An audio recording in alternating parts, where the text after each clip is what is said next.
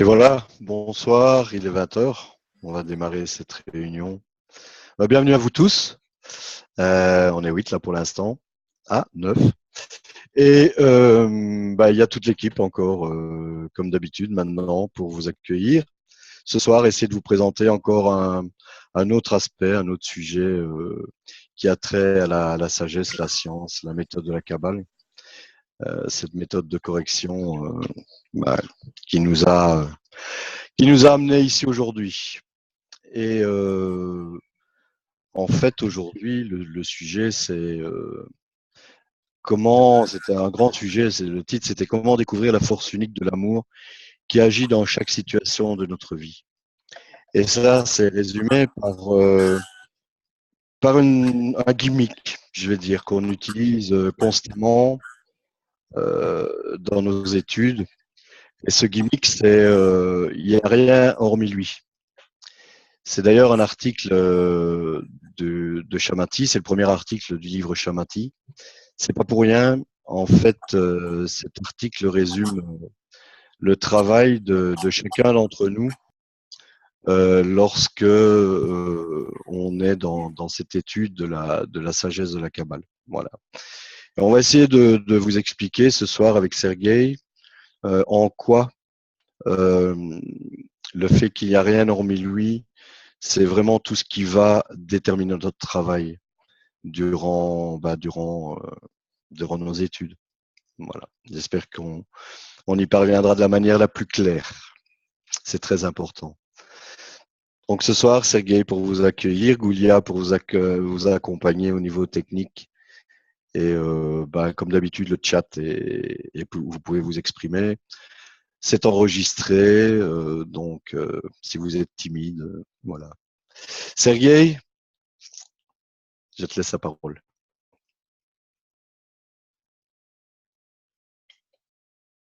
Merci et bonne soirée à tous. Comme d'habitude, c'est très agréable de vous trouver tous les mercredis. Et aujourd'hui, on va entamer une notion très importante utilisée souvent dans la Kabbale. On a parlé que la Kabbale, ce n'est pas une religion, c'est une science. Et pourtant, on va parler aujourd'hui d'une notion il n'y a rien hormis lui. Dans la dernière leçon, nous avons appris comment toutes nos souffrances proviennent de notre déséquilibre d'une loi qu'on appelle le don. Et nous avons vu comment la société se développe petit à petit avec toutes ces souffrances vers ce but, vers cette réalisation de cette loi du don. Et aujourd'hui, dans cette leçon, nous approfondirons principe majeur du travail intérieur, le travail intérieur qui va nous aider à comprendre comment on peut arriver à cette loi du don. Et en quelques mots, les kabbalistes résument cela par une seule phrase: il n'y a rien hormis lui. Et je ne sais pas, il y a une anecdote qui circule et il y a bien longtemps, je pense la majorité parmi vous le connaissent. Une personne, imaginez une personne au volant de sa voiture en plein été.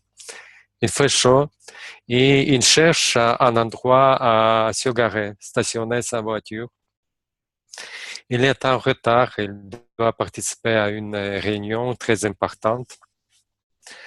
Et dès qu'il voit une place se libérer, il s'y précipite et quelqu'un d'autre qui occupe sa place.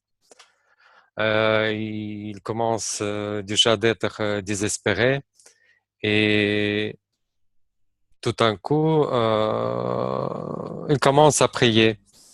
S'il te plaît, le Dieu, donne-moi une place de stationnement. Je ferai tout ce que tu veux. Je vais tous les dimanches à l'église. Je vais donner l'argent pour la charité. Je vais devenir une meilleure personne. Et soudain, après avoir prononcé cette prière, il voit une place libre, et immédiatement il dit: Ok Dieu, ne t'inquiète plus, je viens de trouver une place. Voilà pour commencer cette leçon aujourd'hui.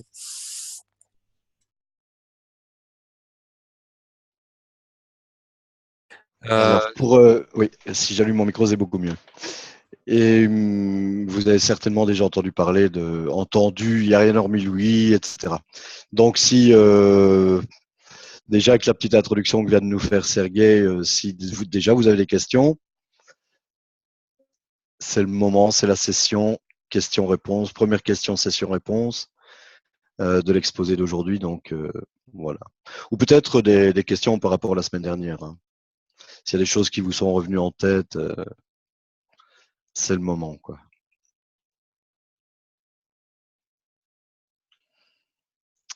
Je vois rien. Alors, je vais en profiter pour dire bonsoir à tous ceux qui viennent de nous rejoindre. Bienvenue. Donc aujourd'hui, le sujet, c'est, je me rappelle plus du titre comme cela, c'était comment découvrir la force unique de l'amour qui agit dans chaque situation de notre vie. Et en fait, le concept, c'est surtout il n'y a rien hormis lui, quoi. Voilà. Donc, rien hormis lui, on va essayer d'expliquer un peu ce que la Kabbale entend par il n'y a rien hormis lui. Et exactement ce qu'il y a derrière tout ça. Et en fait, il y a du travail. Et quel est le travail que cela nécessite pour arriver à découvrir qu'il n'y a rien hormis lui et toutes les difficultés qu'on va pouvoir rencontrer sur le chemin. C'est vraiment un principe qui va nous accompagner tout au long de notre étude. Et c'est le principe capital. C'est vraiment le fondement de notre travail, quoi. Et voici ce que dit en fait nos kabbalistes. C'est que il n'y a rien hormis lui, c'est vraiment une atteinte, quoi. C'est vraiment une perception, une sensation. On a déjà évoqué cela dans les leçons précédentes. La Kabbale, c'est du vécu, c'est du ressenti.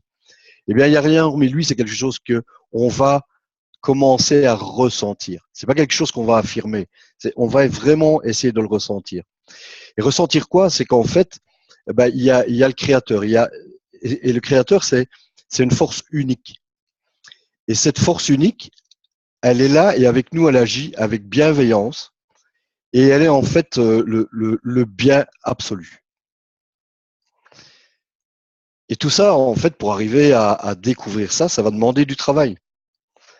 On va découvrir ça dans les situations de notre vie, quotidiennement, dans nos relations avec les autres, dans le groupe, avec les amis, durant nos études, partout, partout, partout. On va être confronté à ce principe qu'il n'y a rien hormis lui. Et que c'est en fait une seule force.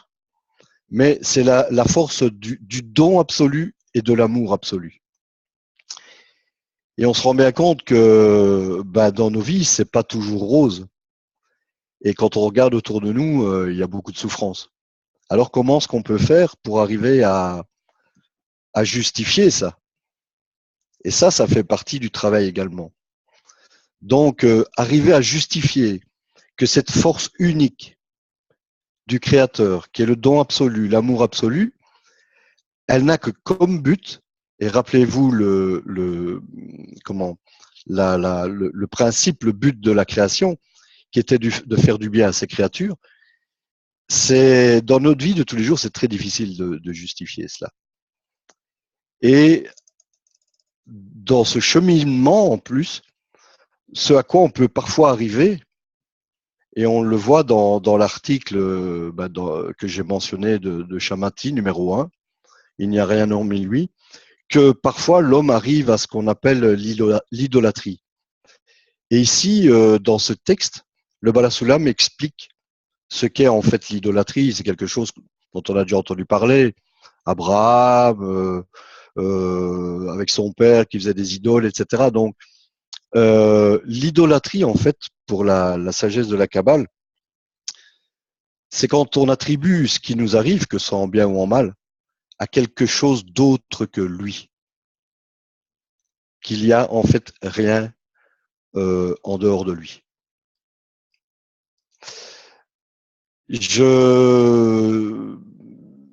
Goulia, est-ce que tu peux nous mettre le slide numéro 3? Tout ça pour dire que voilà, c'est notre situation dans la vie, nous en dessous, le créateur au-dessus, et tout ce qui peut nous arriver, tout ce qu'on peut avoir dans nos relations, que ce soit avec notre boss, avec un conducteur, nos parents, un enseignant à l'école, le gouvernement, les banques, tout ça, toutes nos relations viennent de sa volonté de nous faire du bien, mais il va falloir travailler à cela.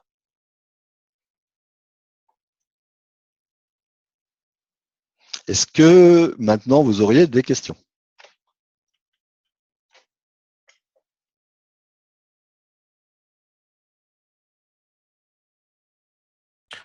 C'est vraiment étonnant de ne pas voir les questions parce que le sujet il est assez spécifique, je dirais.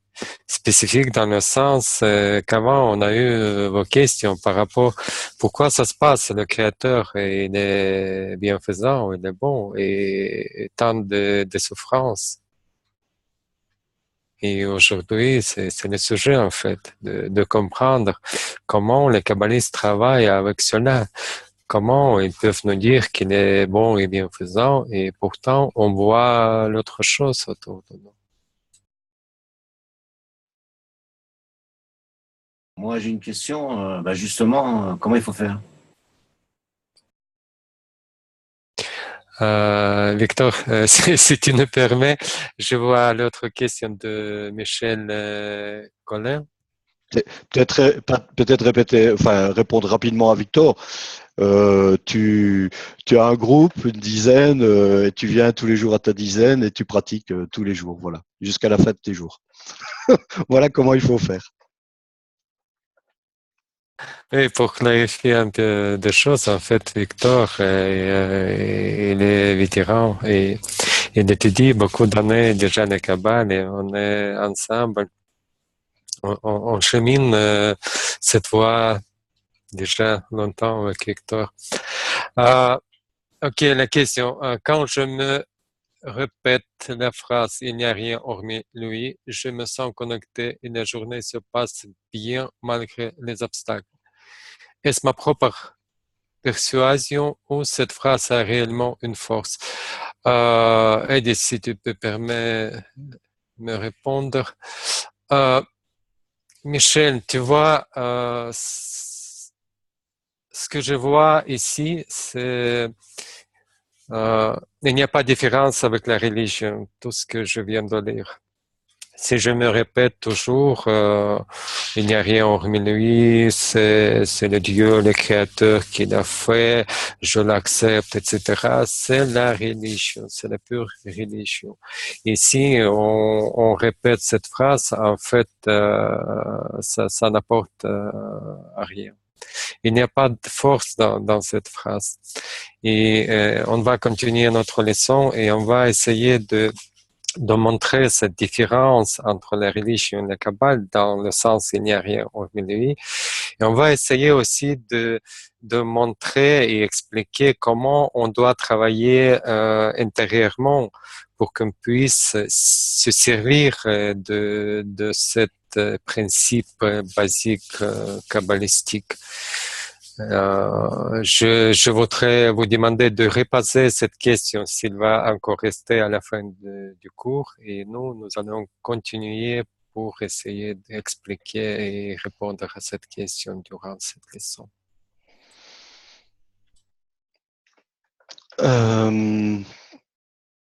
Je vois qu'on a passé le slide numéro 2, qui est en fait l'introduction de l'article numéro 1 de Shamati. Si quelqu'un d'entre vous voulait bien le lire, qu'il se lance.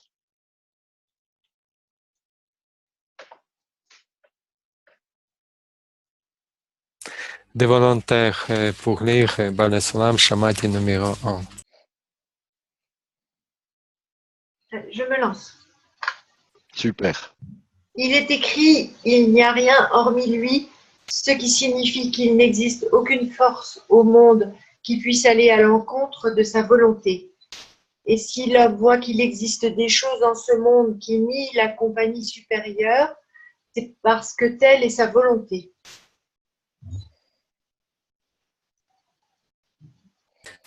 Merci. Quand on commence à étudier la Kabbale, on se pose la question en permanence. Comment étudier qu'est-ce que je peux faire pour progresser spirituellement? Comment puis-je atteindre l'équivalence de forme avec le Créateur? Tous ces trucs, on parle de don, ce que c'est le don, comment l'atteindre? Et tout cela, toutes ces questions, en fait, elles se résument à une seule phrase qu'il n'y a une seule force qui agit sur nous, une force unique qui nous guide dans cette réalité. Et que chacun de nous n'a besoin qu'une seule chose, c'est apprendre et savoir à demander les changements de cette force. Voilà. Tout simplement, la Kabbale se résume en cela, qu'il existe une seule unique force. Il nous faut apprendre à demander tous les changements à cette force.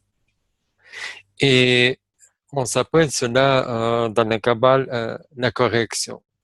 En fait, on doit demander, changer notre désir égoïste, recevoir pour soi-même, pour le désir altruiste, pour qu'on soit en équilibre avec le don, la loi du don, en équilibre avec le Créateur. Et pour changer notre désir afin de recevoir, afin de donner. Et nous n'y pouvons rien faire. Nous sommes la création. Nous sommes la matière qui a été créée par quelqu'un d'autre. Dans notre cas, on parle du Créateur, évidemment. C'est le Créateur qui nous a créés et on ne sait rien faire, en fait. Et il est seul qui peut nous changer. Et de notre part, la Kabbale existe comme la méthode pour apprendre comment prier, comment demander le Créateur à apporter ces changements. Et notre tâche, c'est essayer de percevoir que autour de nous, c'est le Créateur qui existe. Et demander, révéler le Créateur dans chaque pensée, dans chaque désir et dans chaque situation qui nous arrive, toujours voir cette seule et unique force. Gula, pourrais-tu mettre les slides 4 et 5? Ici, il y a des phrases des grands kabbalistes et oui, il y a quelques phrases tirées d'un grand kabbaliste Rambam. Ce que je voulais rajouter, parce que j'aime bien de ponctuer les concepts comme ça avec des exemples, c'est beaucoup plus facile à retenir. C'est l'histoire du pot, en fait, et du potier. Le pot a été fait par le potier, mais c'est pas le pot une fois qu'il est brisé. C'est pas pour rien non plus qu'on parle de récipient brisé. C'est pas le pot une fois qu'il s'est brisé qui va pouvoir se reconstruire lui-même. C'est obligé de passer par celui qui a le savoir-faire, c'est-à-dire le potier, quoi. Donc voilà un peu ce que tu viens d'aborder. Le fait que tout ça, c'est pour nous amener à nous tourner vers le Créateur et que c'est le Créateur qui nous amène vers là. C'est pour ça que là, il y avait une question sur le mal. Pourquoi le mal? Pour ça vraiment, pour reconnaître ce mal et nous amener à donc en prenant conscience, à chercher, arriver à s'être exposé aujourd'hui, à être tous ensemble aujourd'hui, parce qu'on cherche une réponse et on cherche à se réparer en fait. Voilà. Je me tais. Merci Eddie pour cet ajout. Gula, tu peux montrer aussi slide 5.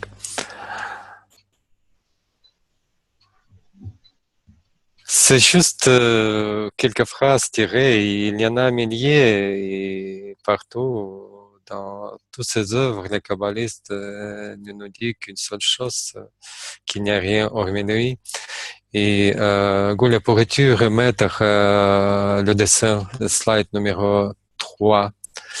Ici, on voit quand j'ai dit qu'il faut demander le Créateur pour le voir partout, dans chaque situation. Ici, on voit sur ce dessin, et il y a des problèmes au boulot. quelqu'un qui a fait une manœuvre sur la route très dangereuse. J'ai eu peur, j'étais stressé.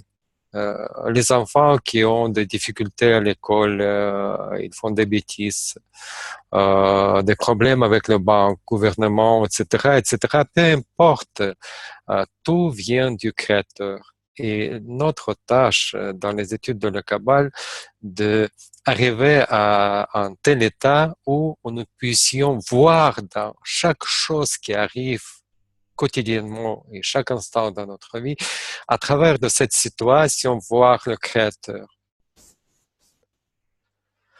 Et on a lu, je voudrais demander Goula de revenir un peu à la phrase de Baal HaSulam, Shamat,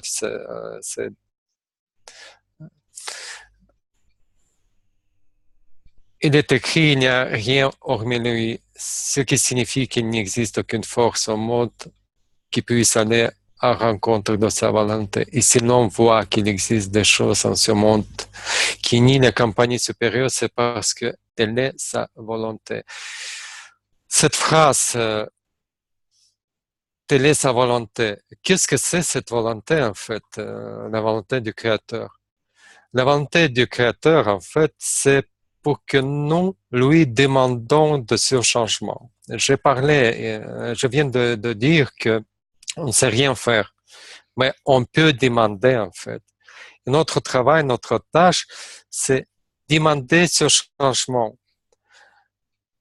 Et toutes les difficultés, ce que nous éprouvons dans notre chemin, dans notre vie, il ne sert que pour nous amener à faire, à créer cette demande au Créateur pour qu'il corrige notre désir. Et c'est notre travail, seul travail qu'on peut faire dans ce monde-ci. D'ailleurs, on a été né pour cela. Et dans la Kabbale, il y a cette expression, le demi-shekel. Vous en allez rencontrer souvent aussi un nouveau terme que vous devez savoir, un demi-shekel. On dit toujours que moi, je dois donner mon demi-shekel. Et le reste, c'est le Créateur qui le fait. Nous devons faire notre moitié du travail, notre moitié d'un shekel.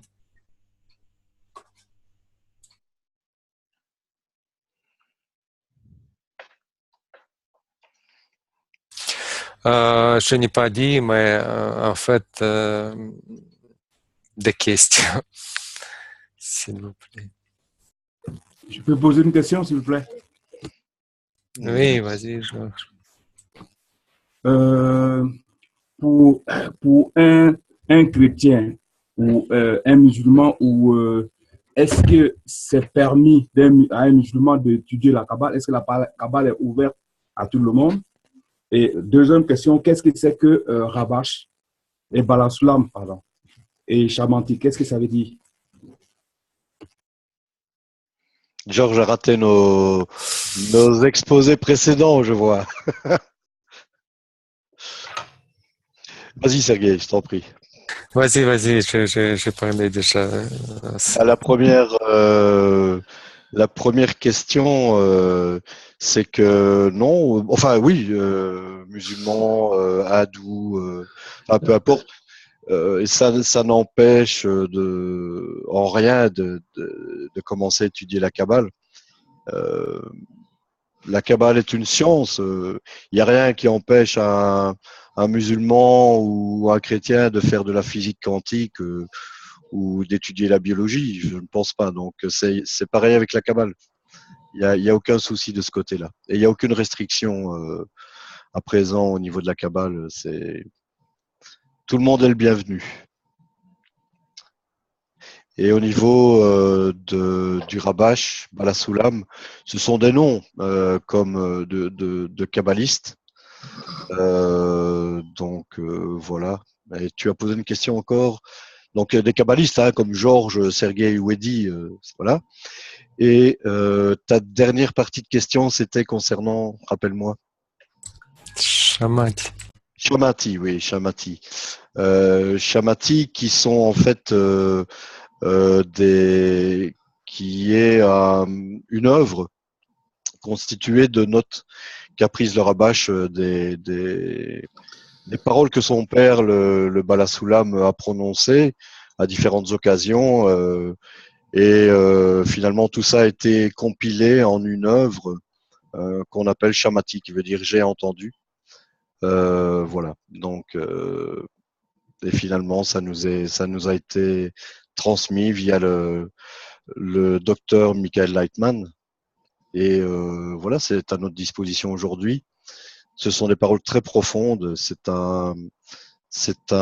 une œuvre qui sonde vraiment les moindres, je dirais les moindres actions, les moindres pensées qui peuvent avoir lieu dans le cœur de l'homme, à l'intérieur de l'homme, au plus profond de l'homme. Voilà. Merci. Je t'en prie.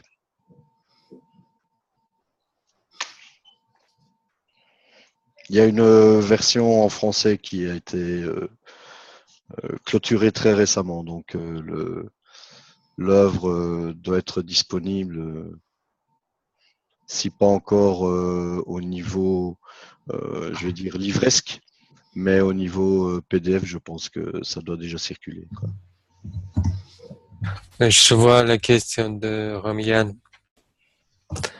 Le créateur a créé un jeu pour qu'on se rapproche de lui. Pourquoi il ne nous a pas laissé les règles de jeu? La question est très intéressante. En fait, il se pose souvent des questions pareilles. On prend l'exemple d'un enfant. Beaucoup parmi nous ont déjà les enfants, et je pense que c'est un exemple significatif. Qu'est-ce qu'on fait si on veut que notre enfant se développe dans la meilleure façon? On ne fait pas les devoirs à sa place. On peut l'aider, mais on laisse lui faire. On laisse tout petit enfant de casser les jouets qu'il puisse voir et composer, rassembler ou démonter. C'est ainsi qu'on grandit, c'est ainsi qu'on apprend la vie en faisant quelque chose. Et si le créateur il peut le faire, tout faire à notre place en fait, créer le jeu, créer des règles et jouer avec nous. Mais le but, il est différent. Le but, c'est pour que nous puissions avoir le désir être comme lui. C'est ça, en fait, le bonheur qu'il a préparé pour nous. C'est être à son niveau à lui. Mais il veut que nous pardon, que notre évolution soit naturelle, que ce soit nous-mêmes qui gagnions, qui comprendrons par tous ces exercices dans notre vie.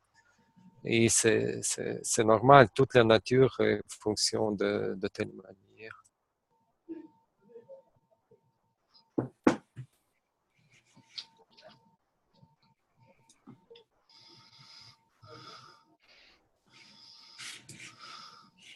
Donc voilà, on voit que Shamati maintenant est de plus en plus disponible, de plus en plus facilement, surtout sur Amazon apparemment, sur Kabbalah Books apparemment aussi. Voilà, merci Goulia et merci Isabelle de nous avoir communiqué cela. C'est un ouvrage, capital. C'est un ouvrage magnifique et relativement à la portée de tout un chacun maintenant, je pense. Mais ce sont des articles tellement profonds que chaque fois qu'on y retourne, et comme vous le savez, notre désir, notre nature change constamment, la perception qui est faite de chaque article est différente à chaque fois. Voilà. Y aurait-il d'autres questions?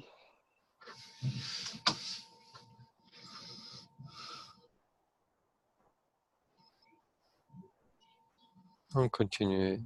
Ok, on On va continue. développer un peu et à la Ok. fin, il y aura la place pour des questions. Voilà, en fait, il n'y a rien hormis lui. Ben, c'est quelque chose qu'on dit souvent comme ça. C'est un peu de fatalisme. Hein. Oh, il n'y a rien hormis lui, quoi. Donc, voilà, ça, c'est l'acceptation commune de la phrase. Mais au niveau kabbalistique du terme, cette phrase de il n'y a rien hormis lui, c'est beaucoup plus que ça, en fait.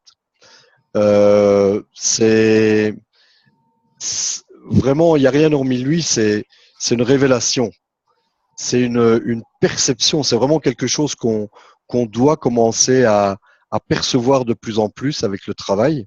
Et pour y arriver, il y a vraiment du travail, quoi. Et c'est c'est pas une phrase passive, quoi. C'est-à-dire quand on dit ben voilà, il n'y a rien hormis lui, on accepte la situation, on baisse la tête et puis c'est tout. En Kabbale, c'est pas ça du tout, quoi. Il y a vraiment il y a du travail pour arriver à on n'arrive jamais à y a rien hormis lui, en fait. C'est vraiment un but d'arriver à percevoir qu'il n'y a réellement rien hormis lui, quoi. Et vraiment percevoir que, et plus on va découvrir qu'il n'y a rien hormis lui, plus on va, rappelez-vous un peu là, il y a la propagation de la lumière directe, les mondes, les dissimulations, etc. Eh bien, on fait le cheminement inverse et on a de plus en plus de révélations. Et on voit, on parlait du mal tout à l'heure, ce mal prend une connotation différente. Et on commence à voir de plus en plus ce qui nous a été dit que finalement il est bon et bienveillant et qu'il est l'amour absolu, quoi. Il y a, si on peut, il y a encore, pour essayer d'expliquer ça, il y a le terme de foi également. On parle souvent de foi, à avoir la foi. Euh, Avoir la foi communément, c'est quoi? C'est ah ben il m'a dit quelque chose, ben je le crois. Lui, j'ai confiance en lui, donc j'ai la foi dans ce qu'il me dit, quoi. Et en Kabbale, la foi, c'est pas ça en fait. La foi, c'est en fait une révélation, c'est une atteinte. La foi, c'est la certitude en fait. Voilà. Donc c'était encore une facette du terme il n'y a rien en lui qu'on voulait vous présenter. Et tout ça est repris dans le psaume numéro 34 que Goulia va nous mettre, le slide numéro 6, qui nous dit, là je vais le lire parce que c'est trop court, c'est pas celle-là, mais c'est pas mal. C'est santé, non, c'est goûter, pardon, goûter et voyez que l'Éternel est bon, heureux l'homme qui s'abrite en lui. Donc, c'est Boré aussi. Le terme, je crois qu'on a évoqué ça. C'est un des noms du créateur. C'est Boré, c'est viens et vois. Et plus la Kabbale est là pour la découvrir en fait. Le message de la Kabbale est là pour être découvert. Le créateur attend de nous qu'on le découvre et qu'on désire. Tout ça, ça passe par le désir évidemment. C'est ce que disait tout à l'heure Sergueï avec le demi-shekel. Donc le shekel qui est l'unité monétaire israélienne, qui vient du mot cycle en fait. Le cycle, il y avait des cycles, des talents, etc. Si on fait référence à la Bible. Donc c'est ce demi-shekel qui doit venir de nous. On doit faire la moitié du chemin vers le Créateur. C'est ce qu'il veut de nous. Et ça, c'est pour vraiment faire de nous une créature indépendante. Voilà. Pour qu'on devienne des adultes, en fait. C'est ce demi-shekel. Viens et vois. Quelques questions. Eddie, je peux ajouter quelque chose? s'il te plaît. Oui. Bon, salut tout le monde. Je suis content d'être avec vous. Bonne soirée. Bon, mercredi passé, j'étais un peu fatigué, mais voilà. Je suis content d'être avec vous et la communion de la Kabbale. Bon, ce que je veux ajouter, c'est par rapport à la foi. Bon, la foi, il y a un mot grec que la foi, ça veut dire pistis. Bon, il est divisé en deux mots, pis, pistis. Bon, le mot pis, il vient de la pensée, psych, et tis vient de l'homme, de quelque chose à l'intérieur de l'homme.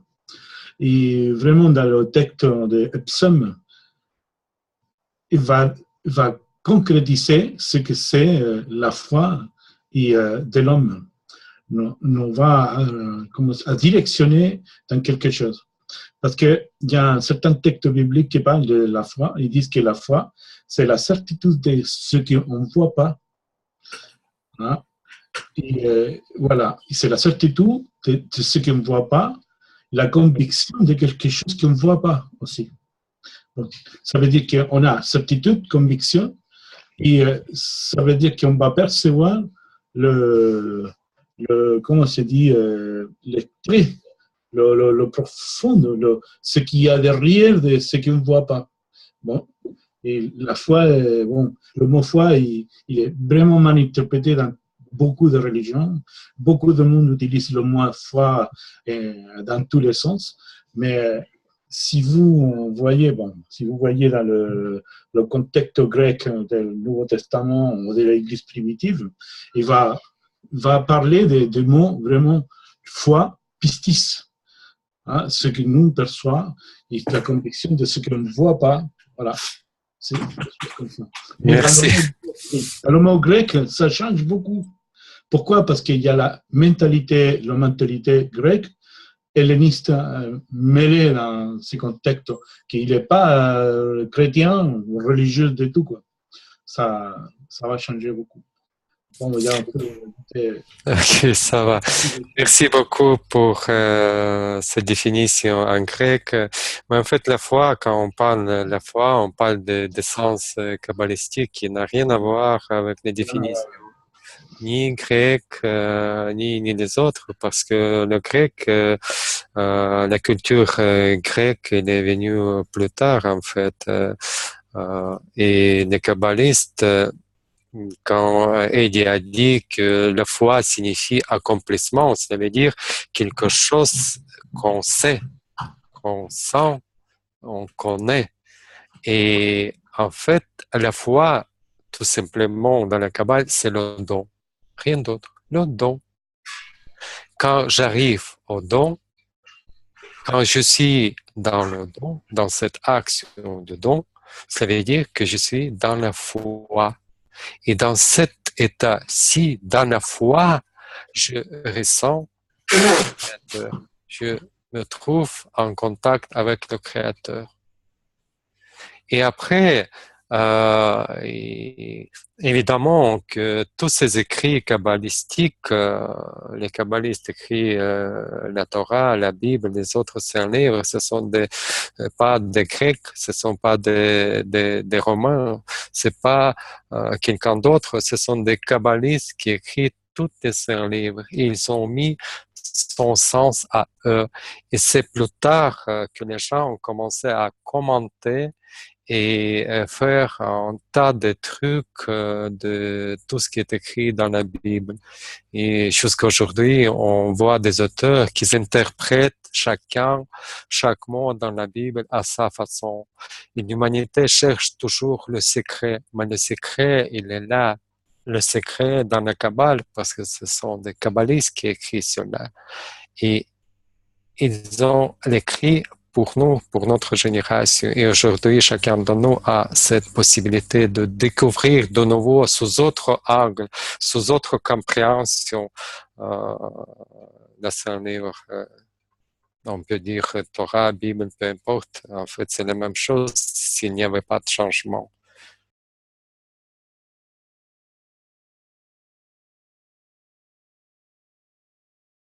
En fait, pistis, c'est exactement ça, c'est exactement l'atteinte.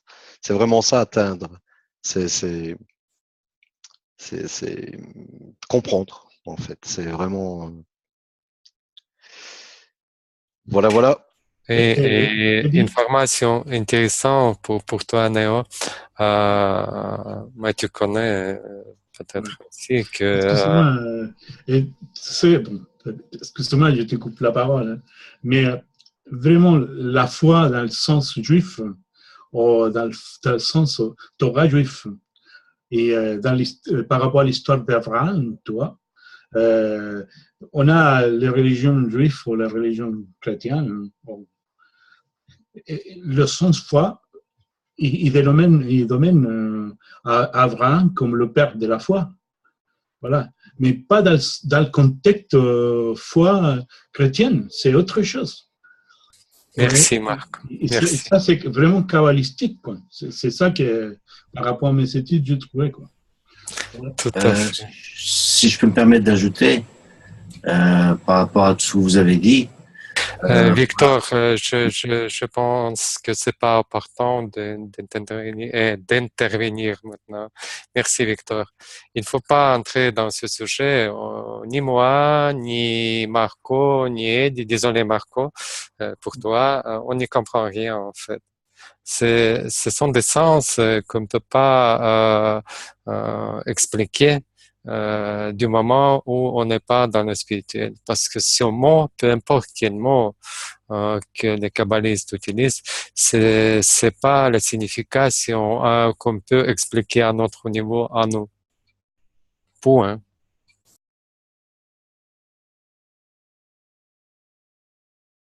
Rappelez-vous la leçon sur les racines et les branches. Voilà.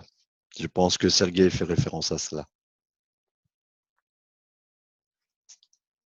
Effectivement. Et s'il y a encore des questions, posez-les. Sinon, je voudrais vous proposer un petit clip qui porte aussi quelques notions et quelques termes très importants qu'on doit savoir. Je peux poser une question, s'il vous plaît? Vas-y, Georges. Merci. C'est à propos de il n'y a rien hormis lui. Donc, si je comprends bien, par exemple, je suis au bureau, hein, je suis à mon travail, tout ce qui m'arrive comme problème dans la vie familiale, dans tout ce qui arrive, donc je dois dire que c'est lui qui commande tout le mal. Par exemple, quelqu'un qui a son enfant, l'enfant unique, et il meurt dans un accident. Et donc, dans ces cas, si je dis c'est sa force, donc ça veut dire que ça renforce plus ma confiance en lui, ou ça doit m'éloigner. Qui répond, Eddie? Je vais répondre. Tu viens d'intervenir. Brièvement, oui. Effectivement. En fait, rappelle-toi. Ah oui, tu n'étais pas là. C'est le radis, le ver, par exemple, qui est dans un radis. Et il pense que son monde, ce qui arrive dans son monde, ce radis, cette chair blanche, amère, juteuse, ça c'est son monde. C'est ce qu'il ressent, il goûte, il voit, etc. Et le jour où il passe cette peau qui entoure le radis, cette écorce, il découvre un monde totalement différent. Et même bien, la perte d'un être cher, aussi cher qu'un enfant, c'est hyper dramatique. C'est épouvantable. Mais effectivement, nos pères kabbalistes, c'est ce qu'ils nous disent que il n'y a rien hormis lui, que tout vient d'une seule racine unique et qui est bonne et bienveillante, qui est amour absolu, etc. Alors, c'est vraiment très, très, très difficile d'arriver à relier les deux, à comprendre. C'est énormément de clarification. C'est énormément de clarification. Mais nous sommes dans un système dont on ne peut même pas percevoir l'étendue. Et nous percevons ce système à travers nos 5 sens. Et c'est tout. Et ce système, il se limite à ça. C'est tout ce que nous en percevons. Et la sagesse de la Kabbale nous permet d'acquérir d'autres sens et nous permet de mieux percevoir cette réalité. Percevoir que la réalité, par exemple, elle est intégrale. C'est même la mort d'un enfant, c'est pas justifiable, c'est impossible à justifier. Mais voilà, Oui, c'est impossible, pardon, c'est impossible de justifier à notre niveau. Parce qu'on ne comprend pas, en fait, que la mort, ça n'existe pas, tout simplement. Ça n'existe pas. Il y a un système, il y a des lois et tout fonctionne à la perfection. Et notre problème à nous, parce que nous ne pouvons pas le voir. On ne peut pas voir ce système qui est parfait. Et dans les études de la Kabbale, il nous apprend de voir, comme Eddie vient de dire, ce système à travers de tout ce qui se passe autour de nous. On a parlé déjà de la perception de la réalité. En fait, il n'y a rien. Il n'y a rien à l'extérieur de nous. C'est une fausse réalité, c'est une imagination. Comme dit des kabbalistes, c'est un rêve. Un jour, quand nous arriverons à découvrir le Créateur, on va voir notre passé comme un rêve. On rêve, tout simplement. Quand on est dans un rêve, parfois, on se retrouve vraiment comme dans la vraie réalité. Et c'est la même chose, tout ce qui se passe aujourd'hui. À cause de notre imperfection, entre guillemets, imperfection, on n'arrive pas à ressentir la présence qui est à l'extérieur de nous, la présence de la lumière, la présence divine. Et c'est ça ce qu'on apprend dans la Kabbale, de voir à travers de tout sa présence. Et c'est aussi notre qualification, notre travail, amener le Créateur partout. Et après, au fur et à mesure de l'avancement spirituel, on commence à voir après, derrière, qu'il n'y avait en fait aucun mal. Et c'est juste notre perception aujourd'hui qui est déformée. Évidemment, tout ce qui se passe dans notre vie, c'est pas agréable. Il y a le mal, il y a la douleur, il y a des souffrances. Évidemment, on ne peut pas le nier. Mais dans la Kabbale, on apprend à vivre dans les deux mondes. Deux mondes. Et notre monde à nous, on est dans ce corps pour arriver à notre état, à notre niveau d'existence. Autre niveau d'existence, et tout ce qui se passe ici ne sert que pour que nous puissions monter sur autre niveau d'existence. Et tout ce qui se passe dans notre vie, c'est justement pour... ce sont des meilleures conditions.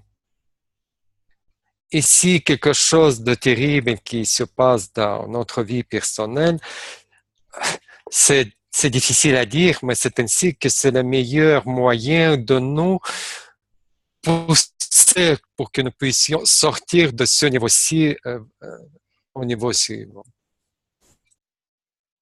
Merci pour ces clarifications. Donc, ça veut dire que si je comprends bien, c'est quel que soit le mal, cela me permet de me rapprocher de plus en plus au Créateur. Merci beaucoup. Ça dépend comment on travaille avec ce mal, en fait. Si on bat un animal, c'est pas bien. En fait, c'est pas ça ce que veut le Créateur de nous battre. Juste, il nous faut d'utiliser chaque situation à notre faveur. C'est assez compliqué à expliquer parce que vous devez encore apprendre beaucoup de choses pour entrer dans tous ces états. Mais en fait, après, on ne considère plus des choses qui nous faisaient mal, on ne les considère plus comme mal, on ne les ressent ainsi, en fait, tout simplement. Et c'est pas le but du créateur de nous battre. Et c'est pour ça on a étudié dans la leçon précédente que il y a deux voies accélérée, Beito et Achichen.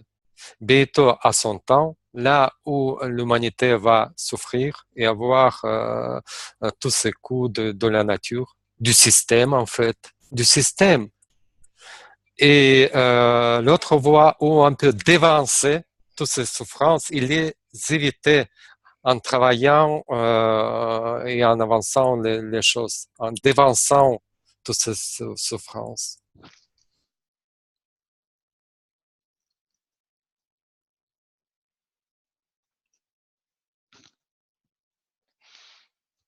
En fait, écouter, c'est une bonne chose, mais la Kabbale est quelque chose de pratique. Et il y a qu'en pratiquant qu'on arrive à comprendre, à atteindre, à arriver à la foi, vraiment. C'est par l'action, par l'expérimentation qu'on acquiert la clarification, qu'on comprend les choses en fait. Et si un tel malheur survient, c'est certainement pas la meilleure. La pire des choses à faire, c'est si tu es sur le chemin, c'est de partir. Parce que la seule manière que tu auras de comprendre, c'est de continuer. C'est de continuer. Et tout ce qui t'arrive, que ce soit le bien ou le mal, le Créateur, tout ce qu'il veut, c'est que tu arrives à la prière. On l'a vu là lors de l'exposé. Il veut que tu en arrives à quoi? Au désir, le désir de le révéler. Mais tout ça, c'est la prière en fait. C'est ça la prière kabbalistique. La prière kabbalistique, c'est pas des paroles qui sont mises une derrière l'autre. C'est quelque chose qui vient du plus profond de l'âme, du ressenti, du désir. C'est ça que Sergueï évoquait comme le demi-shekel. C'est ça, c'est la prière qui ne s'exprime pas, qui est là. C'est le désir en fait. Le désir d'avancer, de révéler le Créateur. Et le désir de se corriger, que le Créateur nous corrige en fait. Pas nous corriger. Nous, on fait que la moitié du chemin. Et le Créateur fait l'autre moitié du chemin. Ça, c'est important aussi, cette notion de demi-shekel. Qu'en fait, c'est la lumière qui corrige. C'est le potier qui corrige. C'est pas l'individu qui se corrige. Et il y a trois piliers essentiels dans la Kabbale pour arriver à ça, par cette méthode, qui sont le professeur, les livres et les amis, le groupe. Et voilà la question à propos de l'environnement, pardon. Isabelle nous demande comment travaillez-vous à cela en dizaine? Comment pratiquez-vous? Voilà, les livres, professeur et la dizaine. Tu viens de parler. Justement, on a voulu annoncer aujourd'hui qu'on commence à notre niveau de nos études. On va continuer ainsi aussi ces leçons-ci. On va introduire petit à petit des ateliers à partir de la semaine prochaine. Mercredi prochain, on va avoir un atelier, l'initiation. C'est une forme de travail, ce n'est pas la dizaine, mais quand même c'est déjà une approche du travail avec les autres, sortir de soi-même, le travail où on essaie de ressentir autrui, et on va l'avoir la semaine prochaine. Des ateliers ou des workshops. Et comment nous travaillons dans la dizaine, c'est différent. C'est toujours différent. Je ne peux pas expliquer comment on travaille dans la dizaine. Ça change en permanence. On n'a pas d'ennui. C'est ça ce que je peux dire. C'est une aventure. Et je pense aussi qu'on peut vous inviter déjà. Vous êtes déjà arrivé à un niveau où vous pouvez suivre les cours du docteur Michael Leitman. On vous invite officiellement, on vous invite à suivre ces cours qui sont donnés quotidiennement, chaque matin, de 2 heures jusqu'à 5 heures du matin. Le meilleur pour les étudiants qui ont commencé les études, c'est la dernière heure, de 4 heures à 5 heures. Et je pense, Goula, pourrais-tu mettre le lien de Cap TV où nos amis puissent, au cas s'ils ont envie de suivre le cours du RAF en direct. Voilà, c'est une invitation officielle et on va essayer de vous introduire petit à petit dans ce travail pratique.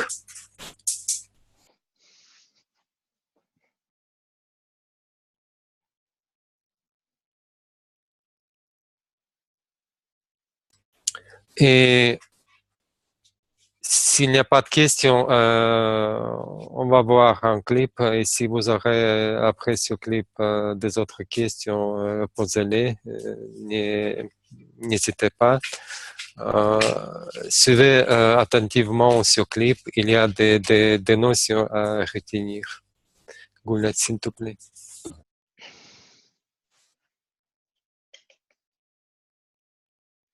חצי דקה על קבלה, והפעם על מעמד הר סיני. כשבני ישראל, ישראל מלשון ישר כן, אלה הרוצים לגלות את הבורא. כשבני ישראל רוצים להתאחד ביניהם ולגלות את הערבות ההדדית, להתגלה ביניהם הר סיני. הר מלשון נעורים, וסיני מלשון שנאה. הם מתחילים לחשוב אולי כדאי לנצל אחד את השני. אולי לא כדאי כל כך להגיע לאהבה הדדית, אבל אם כל אחד מהם לוקח את נקודת המשה שבאדם ומעלה את הנקודה הזאת מעל ההר, ועכשיו הם דורכים על ההר וביחד יכולים לגלות ביניהם את כוח האהבה והערבות ההדדית. אז מתגלה כוח התורה, הכוח שמתקן את הלב שלהם, ועכשיו מגלה ביניהם את האהבה. הסוף.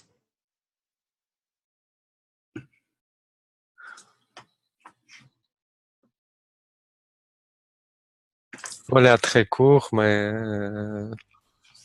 très significatif. Vous venez d'apprendre que le monde de Sinaï, en fait, c'est la haine. C'est la haine qu'on doit surmonter dans notre travail. C'est ça ce qu'on fait dans le DSM. Vous avez vu aussi le mot, la phrase garantie mutuelle. C'est ça ce qu'on fait aussi dans le DSM, les garanties mutuelles. Et qu'est-ce qu'encore, après Lady, qu'est-ce qu'on a encore vu dans ce petit clip?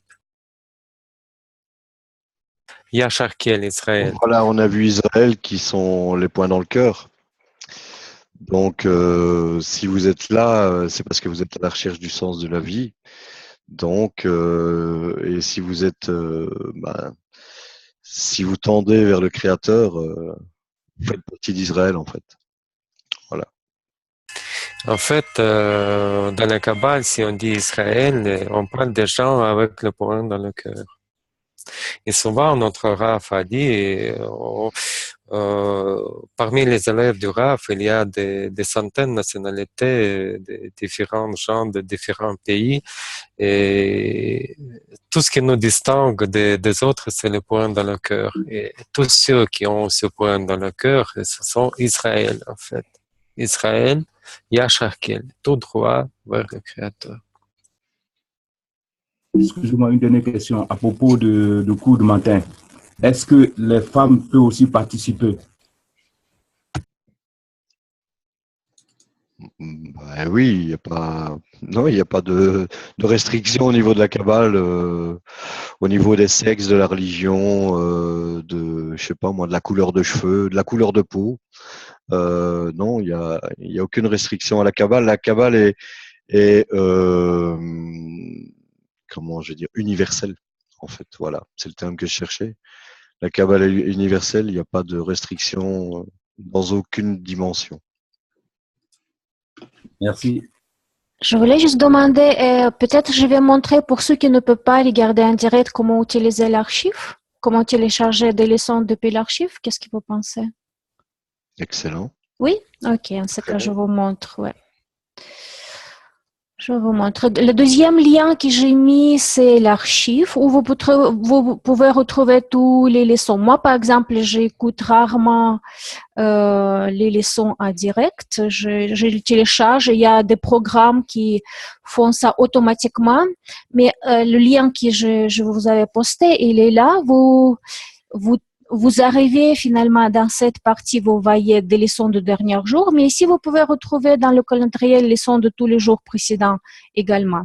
Ici, vous choisissez votre langue, par exemple français, et ici, vous voyez, vous pouvez télécharger format MP4 ou MP3.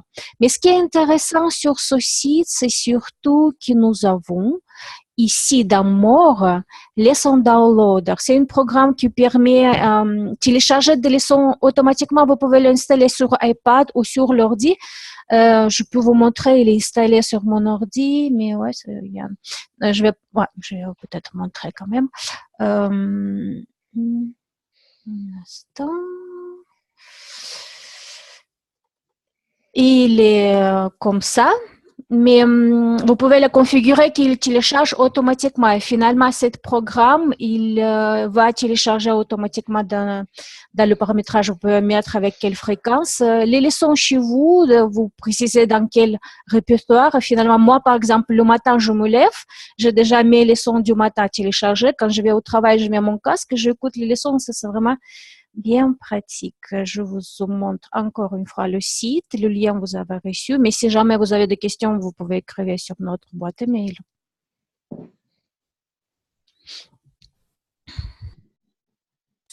Et n'hésitez surtout pas à poser vos questions à propos des cours. Parfois, si vous avez des questions, vous pouvez les poser directement au RAF durant la leçon du matin.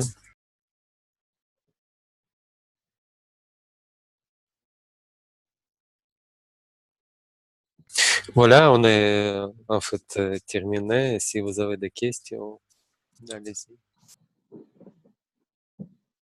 Pour une fois, on est dans les temps. Commence à devenir bon. Écoutez, s'il n'y a plus rien, on va prendre congé et oui, on va essayer d'organiser donc un atelier mercredi prochain et on va faire ça au mieux. J'ai une question à propos des leçons. Vous avez dit que c'était la dernière heure qui était. Enfin, si on n'a pas le temps Plus d'écouter. approprié pour les débutants, c'est la dernière heure. Ouais. D'accord. Et oui, les ateliers se tiendront, auront lieu tous les mercredis, comme d'habitude, à 20h. On a réfléchi et on a écouté vos feedbacks pour ne pas perturber vos horaires. On ne change rien. Une fois, ça sera l'atelier, l'autre leçon. On va faire des... Comment? Une semaine d'atelier, l'autre, oui, l'autre la leçon. Parfait. Personnellement, je vous dis au revoir, passez une très bonne nuit, parce qu'il va falloir aller dormir pour se lever très tôt demain matin pour aller à la leçon. Et alors, passez une excellente fin de semaine et à la semaine prochaine. Voilà. Au revoir. Bonne soirée, au revoir.